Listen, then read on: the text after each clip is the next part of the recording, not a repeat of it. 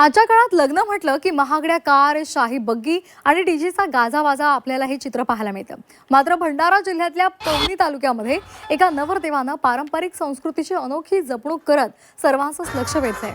पवनीमधील राहुल सोनवणे या युवकाच्या लग्नाची वरात चक्क पारंपरिक बैलबंडीवरून काढण्यात आली.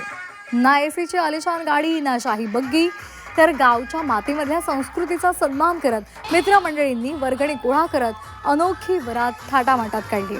ग्रामीण परंपरेचं जतन व्हावं आणि नव्या पिढीला आपल्या संस्कृतीची ओळख व्हावी या उद्देशानं फ्रेंड्स ग्रुपच्या युवकांनी पुढाकार घेतला.